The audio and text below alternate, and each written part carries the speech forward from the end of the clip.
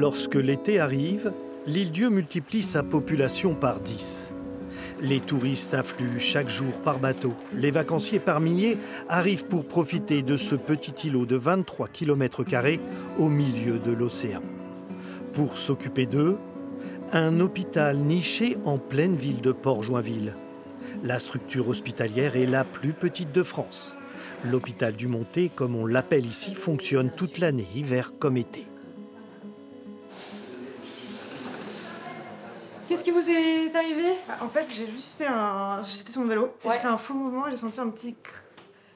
Je pense pas que ça soit cassé, on fait une radio de principe. C'est juste une entorse. Tout va bien, j'irai à la plage à pied. On a beaucoup de chutes à vélo, beaucoup de traumatismes à vélo. Ça augmente en fin de journée, donc souvent ils arrivent tous en fin de journée. On en a déjà un peu dès ce matin, mais on en a beaucoup. J'ai arrêté trop tôt. Arrêté trop tôt. Et en écho, un doute quand même sur le pilon droit. Mais au moins on la garde là pour la soulager et puis on verra. Voilà. Cliché, il y a tout un tas d'urgences, que ce soit des urgences traumatologiques, mais c'est aussi des urgences comme là, le cas. Là, c'est une urgence médicale. Bon, et quand la population augmente sur les lieux, le nombre de passages aux urgences augmente mécaniquement. Et donc, ouais, c'est une situation qu'on est habitué à gérer l'été. Ouais. Ici, la petite équipe est capable de répondre à près de 80% des besoins de santé de la population.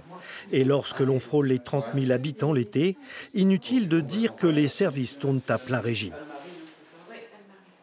On peut nous faire le premier bilan initial ici, dépatouiller un petit peu la situation et puis décider est-ce qu'on peut conserver le patient hospitalisé à l'île-Dieu ou alors on a besoin d'examens complémentaires et à ce moment-là on oriente sur un plateau technique, ça peut être Chaland ou La Roche-sur-Yon.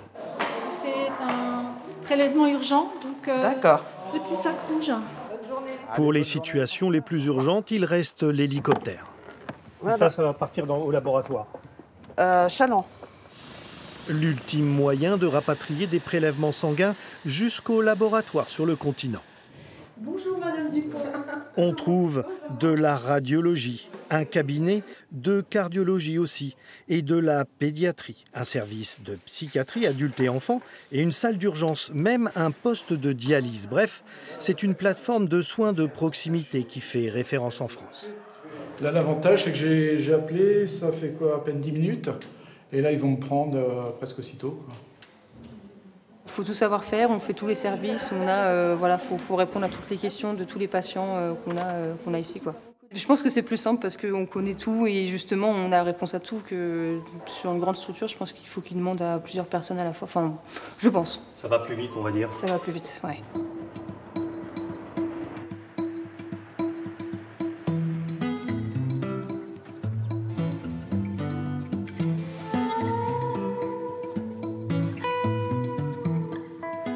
Dans ce bâtiment excentré non loin de l'hôpital, le service de régulation. Ici, l'on reçoit toutes les demandes par téléphone. Et du coup, je vais programmer des radios et une échographie cet après-midi à l'hôpital pour qu'on puisse refaire le point dessus. Donc cet été, on a plusieurs médecins de renfort pour permettre aussi aux médecins installés ici de prendre du temps de congé, bien mérité, parce qu'une activité bien chargée aussi le reste de l'année.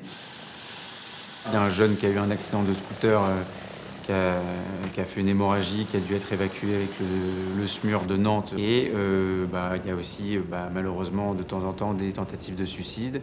Donc c'est les situations qui sont en gestion avec le SAMU 85, dont on est très proche parce qu'on est correspondant pour le SAMU 85.